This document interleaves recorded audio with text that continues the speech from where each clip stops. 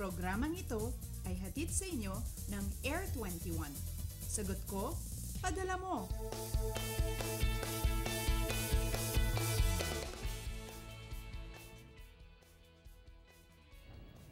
Good morning Pilipinas! Oras po muna natin 4:59 ng umaga ayon sa Philippine Standard Time.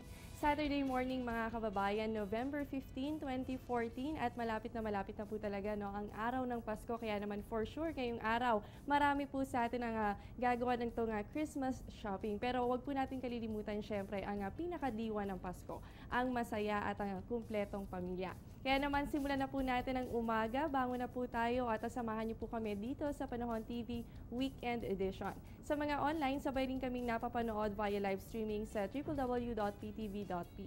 Live mula sa Pag-asa Weather and Flood Forecasting Center, ako po ang inyong makakasama, ang inyong weather body Jessie Basco. Mga kababayan, itong mga nakaraang araw, nakaranas nga po tayo ng malamig na panahon dito sa Luzon at inulan naman ang ilang bahagi ng bansa natin. So alamin po na natin kung ano ba yung mga weather system na nakaapekto sa bansa nitong mga huling araw. Base po sa ating weekly weather recap, makikita po natin ang northeast monsoon. Nakaapekto po yan sa bansa natin Sunday noong November 9 dito sa may central at northern Luzon. Habang itong tail end of a cold front, dyan naman po yan sa may southern Luzon. Pagdating po ng Monday, nagpatuloy nga po ang pag-iral ng tail end of a cold front at northeast monsoon. Samantala, noong Tuesday po, alas 10 ng umaga ay namataan po natin ng isang low pressure area, 824 kilometers. Silangan po yan ng Mindanao. At pagdating naman po ng hapon, yan ay nasa 580 kilometers silangan po ng Hinatungan, Surigao del Sur. Sabay din po nitong umiral sa parehong araw ang northeast monsoon at patuloy po yan nakaapekto sa mga northern and central Luzon. Pagdating po ng Wednesday, itong low pressure area natin, alas 4 ng umaga, namataan po yan 605 kilometers.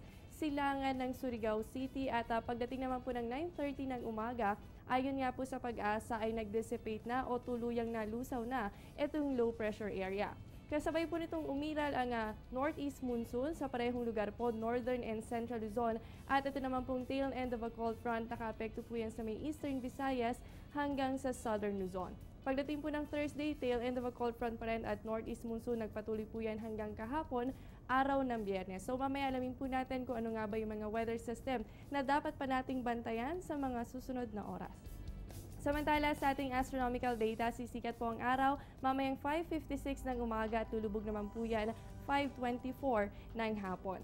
Ang moonrise po natin, yan ay mamayang 11:44 ng gabi at ang moonset po natin 12:25 ng umaga at yan po ay merong 50% illumination.